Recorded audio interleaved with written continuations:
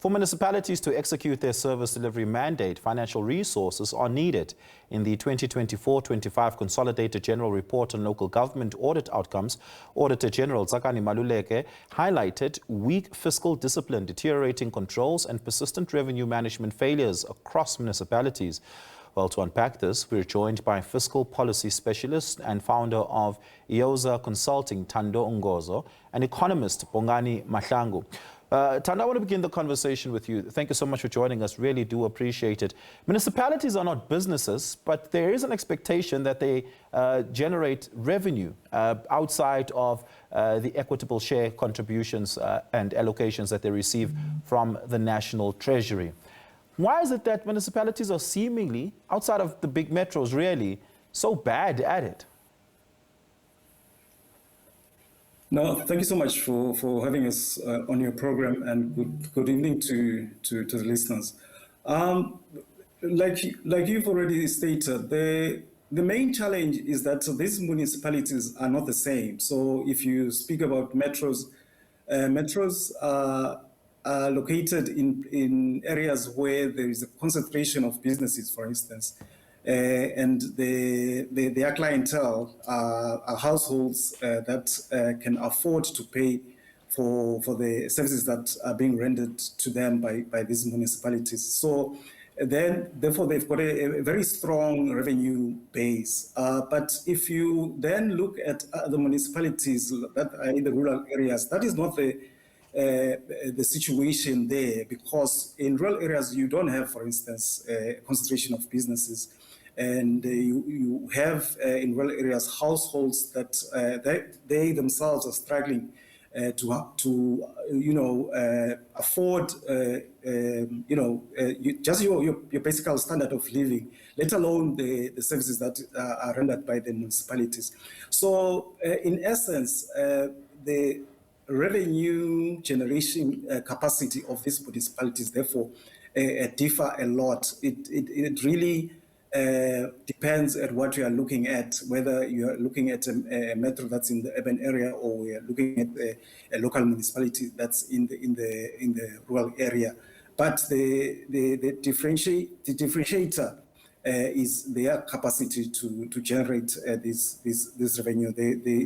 They are definitely not the same, and therefore, which is why then problem translates in your local municipalities in the rural areas and being unable to raise this revenue. Bongani, what are these revenue generating options that municipalities have? For some municipalities, particularly district municipalities, reticulation services and charging a premium for reticulation services, whether for water, electricity, often is a means through which they can generate their own revenue. But are those the only options? I think it's those that you have mentioned, but quite broadly.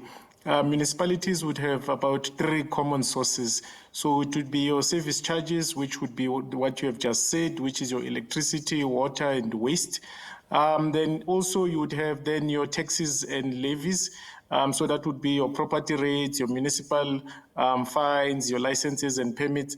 Then what you mentioned earlier in your opening with regards to transfers, and then from transfers you'd also have your external funds, such as your borrowing and donations.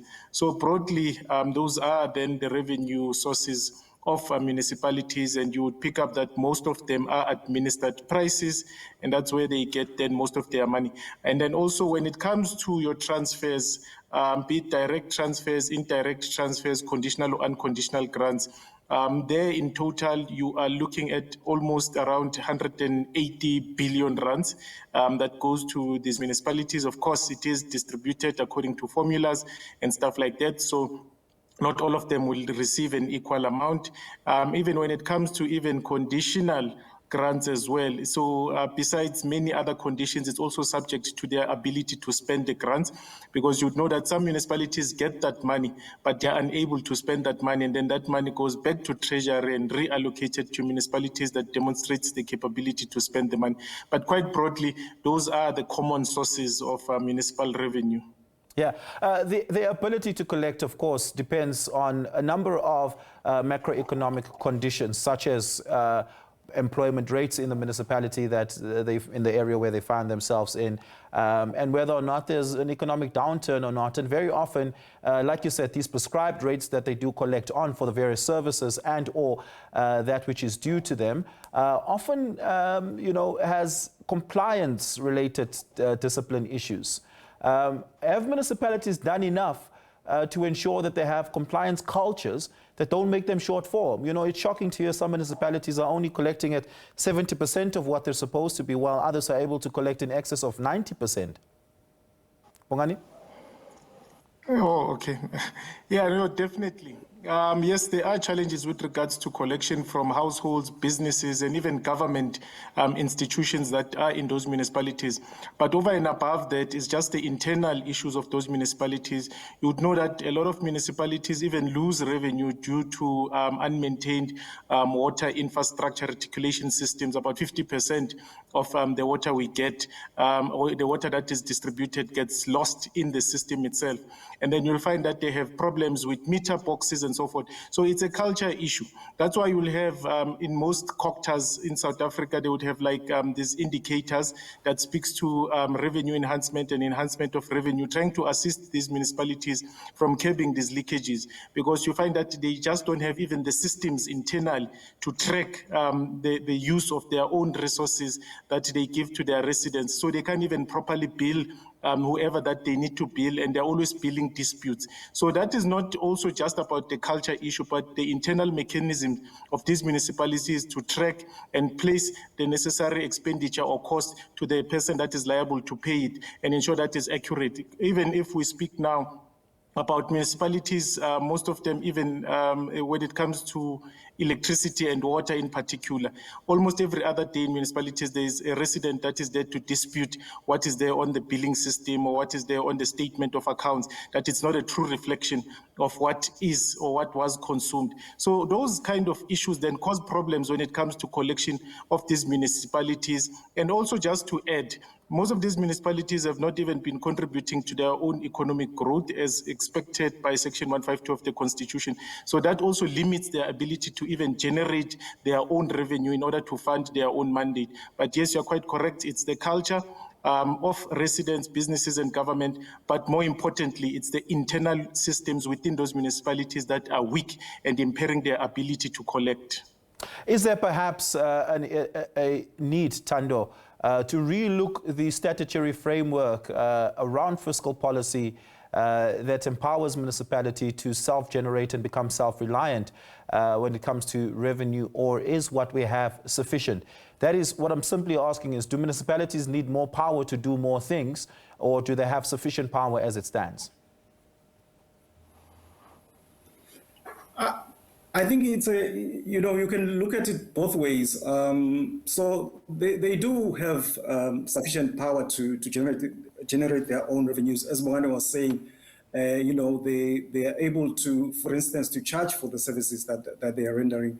They are able to generate revenue from property rates and things like this. So when it comes to their power to generate revenue, they do have that. But I think what becomes important and what's been the debate, I think within this space is whether, for instance, if we can, Bongani has already covered, well the three sources of revenue in municipalities. So if you take the national transfer, which is much dealt with by the revenue, the formula, the debate is whether the formula does take into consideration the costing of the services that are being rendered.